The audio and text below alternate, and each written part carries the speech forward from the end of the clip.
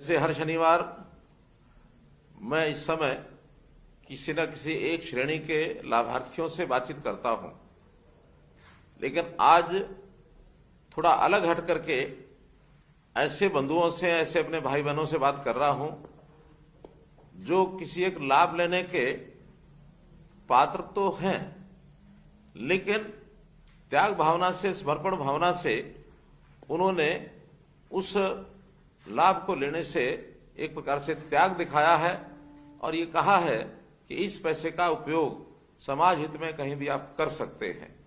तो ऐसे हमारे बुजुर्ग भाई बहन जो 60 वर्ष के हो गए हैं, पेंशन लेने के हकदार हैं, और हमने जैसी अपनी योजना से सब लोगों को उनके घर जाकर अपने सरकारी किसी भी अधिकारी कर्मचारी को भेज करके पूछवाया कि आप ये ओल्ड एज पेंशन लेना चाहते हैं तो इस पत्र पर हस्ताक्षर करिए। लेकिन आपको जानकारी पहले से होगी ही, क्योंकि आप उसी श्रेणी से संबंध रखते हैं। लगभग प्रदेश में 40,000 ऐसे बंधु हैं जिन्होंने कहा कि नहीं, हम अपना काम अपने आप चला लेंगे, व्यवस्था हमारे पास है, इसलिए हम इस पैसे को नहीं लेना चाहते। जैसे अभी हम जानते हैं कि 2750 रुपया प्रति मास ऐसे बुजुर्ग भाइयों बहनों को मिलता है जिनकी आयु 60 वर्ष के ऊपर होती है और जिनकी पति पत्नी की आय 3 लाख रुपया या इससे कम होती है। और जैसा अगले महीने से अर्थात जनवरी से ये राशि 2750 के बजाय और 3,000 रुपया महीना होने वाली है। लेकिन हमने त्याग का, समर्पण का भाव दिखा करके समाज की सेवा का ध्यान रखते हुए और इस पैसे का जो है सरकार के ऊपर, कोई एक्सचेकर के ऊपर वजन न पड़े, तो ये हमने अपना त्याग भाव दिखाया है। तो इस नाते से ये जो काम हमने किया है बहुत ही सराहना योग्य है और हम लोग इसके बधाई के पात्र हैं। तो भाइयों बहनों, आज मैं आप लोगों से बात करते हुए बहुत संतोष मुझे हो रहा है कि त्याग और समर्पण का भाव इस आयु में आकर के विशेष लोगों में ही होता है। तो आप लोगों ने ये जो काम करके दिखाया है, मैं पुनः आपको बधाई देना चाहता हूं। हम जैसा जानते हैं कि अभी कुल जो संख्या अपने प्रदेश में लगभग ऐसी है कि जो 30 लाख के आसपास लोग ये बुजुर्ग पेंशन ये लेते हैं और एक बड़ी राशि इसके ऊपर खर्च होती है, 6,800 करोड़ रुपया वर्ष का, और इस राशि के नाते से ये जाता है। समाज सेवा के लिए जितना हमें करना होता है हम जरूर करते हैं, पीछे नहीं हटते हैं, लेकिन आपके इस त्याग के कारण से एक संदेश जरूर सबको मिलेगा कि आखिर त्याग के नाते से हम ऐसे लोगों को भी राशि दे सकते हैं जिनकी जो है आवश्यकता ज्यादा होती है।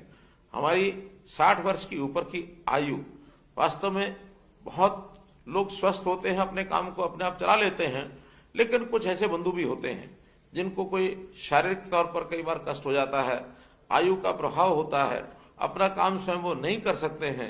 ऐसे लोगों की सहायता ये भरपूर होनी चाहिए। तो उस नाते से भी हमने बहुत सी योजनाएं बनाई हैं। जैसा हमारे कुछ ऐसे डिपार्टमेंट हैं, जिन डिपार्टमेंट्स के जो रिटायर्ड कर्मचारी हैं उनके जिम्मे जब लगाया कि प्रदेश में ऐसे लोग जिनकी आय 60 वर्ष से ऊपर है उनकी देखभाल करें, तो सारथी योजना ये हमने एक बनाई है। प्रहरी योजना, सारथी योजना नहीं है, प्रहरी योजना। तो इस प्रहरी योजना के अंतर्गत उनके जिम्मे लगाया है कि ऐसे सब परिवारों के घरों में वो जाएं, और विशेष तौर पर जिनकी आयु 80 वर्ष या इससे ऊपर हो गई है, 80 वर्ष से ऊपर के आयु के ऐसे लगभग 3,30,000 बुजुर्ग हरियाणा प्रांत में हैं। और एक और बड़ी जो चिंता की बात यह भी है कि उसमें से लगभग 1% से ऊपर 3600 लोग ऐसे भी हैं जो अकेले रहते हैं। उनके परिवार के अंदर इस प्रकार की सहायता करने वाला व्यक्ति या तो होगा नहीं, या किसी कारण से उनकी देखभाल करने में हिचकिचाते होंगे, वो अकेले रहते हैं। अकेले रहने में कितनी असुविधा होती होगी, हमने भी ये विचार करके और ऐसे 3,600 लोगों के लिए एक व्यवस्था बनाई है। सेवा आश्रम इस नाते से बनाया जाए तो वरिष्ठ नागरिक सेवा आश्रम, इस योजना को बनाने का हमने आह्वान किया है। अपने सरकार की ओर से इस काम को शुरू भी कर दिया गया है। रेवाड़ी में एक ऐसा आश्रम खोला जा चुका है, करनाल में निर्माणाधीन है और अन्य 14 जिलों में इसके लिए भूमि भी और ले ली गई है। आज मुझे एक और मन में जो विचार आता है आपके सामने रखता हूं कि जैसे 40,000 लोग आप लोगों ने इस पेंशन का त्याग किया है, 3,000 रुपया जैसा अगले महीने से शुरू हो जाएगी, अगर हिसाब लगाते हैं तो प्रति मास 12 करोड़ रुपया ये बनता है, साल में लगभग 100 करोड़ रुपया बनता है। तो मैंने एक योजना अपने मन में सोची है जिसकी घोषणा करता हूं कि हम ये इस वर्ष का 100 करोड़ रुपया, ये जो सेवाश्रम बनेंगे, इन सेवाश्रम को बनाने के लिए सभी 22 जिलों में इसका एक बजट ये सैंक्शन कर रहे हैं ताकि उनके भवन बन सके, उनकी देखभाल के लिए ये व्यवस्था हो सके। कुछ जिलों के अंदर अभी old age home red cross के द्वारा चलाए जा रहे हैं, जैसे पानीपत है, अंबाला है, पंचकुला है। ये रेड क्रॉस भी ओल्ड एज होम अच्छी प्रकार से चला रहे हैं। कुछ जगह पर तो मेरा जाना भी हुआ है, इनकी अच्छा व्यवस्था वहां देखभाल होती है। Old age home Mansa Devi shrine board Panchkula का ये अलग से चलता है, लेकिन जितनी आवश्यकता है उसकी पूर्ति करने के लिए इनकी संख्या और बढ़ाने की भी आवश्यकता है। कई जगह पर डे केयर सेंटर भी चलते हैं, अर्थात सुबह से लेकर सायंकाल तक बुजुर्ग वहां जाके बैठते हैं, अपने ठीक से समय को पास करते हैं, उनको अध्ययन करने के लिए पुस्तकें आदि, अखबार आदि भी मिलता है, और वहां उनके लिए चिकित्सा के नाते से भी एक डॉक्टर भी कभी कभी वहां पहुंचता है ताकि उनके शारीरिक प्रशिक्षण शिक्षण जो है वो हो सके। तो ऐसे 13 जिलों के अंदर इस प्रकार का भी एक काम चल रहा है। तो मैं आज एक योजना के अंतर्गत आपको ये भी बताना चाहता हूं कि ऐसे जो बुजुर्ग जिनका शरीर साथ देता है, जो कुछ समाज के लिए काम कर सकते हैं, तो ये जो पुलिस द्वारा शुरू की गई रिटायर्ड कर्मचारियों के द्वारा योजना है, जिसको हमने प्रहरी योजना कहा है, हम लोग भी इसमें साथ जुड़ सकते हैं। और प्रहरी योजना में जुड़ने के लिए आपके मन में एक जिसको कहना चाहिए उत्साह निश्चित रूप से होगा ही। आपके मन की अगर योजना इसमें शामिल होने की है तो आपने बहुत एक साधारण से तरीके से इसके साथ जुड़ने का तरीका मैं आपको बता रहा हूं कि पुलिस की हमारी जो सेवा सर्विस 112 है, 112 है। आप 112 के ऊपर केवल डायल करना है, उनसे बताना है कि मैं प्रहरी योजना से जुड़ना चाहता हूं।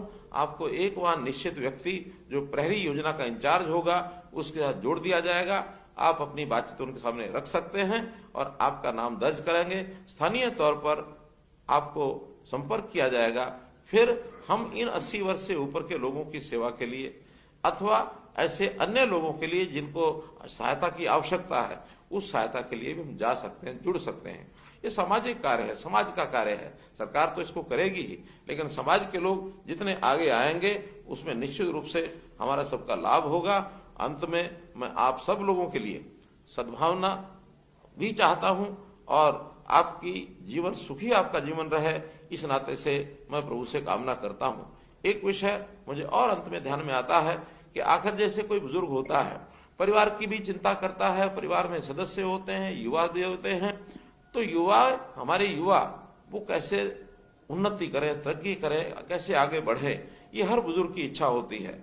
एक चिंता का विषय इस समय जो हरियाणा में देखने को मिल रहा है कि हमारे कुछ युवा वो गलत आदत के कारण से कहीं ना कहीं संगति उनकी गलत हो जाती है, तो नशे के आदी होते जा रहे हैं। और नशे के आदी होने से अपना जीवन तो खराब करते ही हैं, परिवार का जीवन भी खराब होता है, समाज में विकृति पैदा होती है।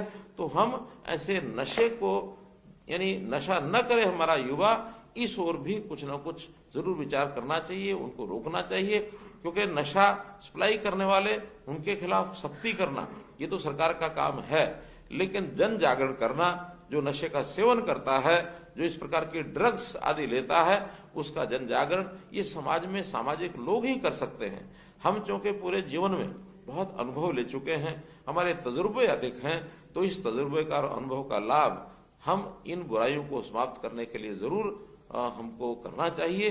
तो इस काम यदि हम करेंगे तो हम भी अपनी एक जीवन के अंदर एक भूमिका निभा पाएंगे।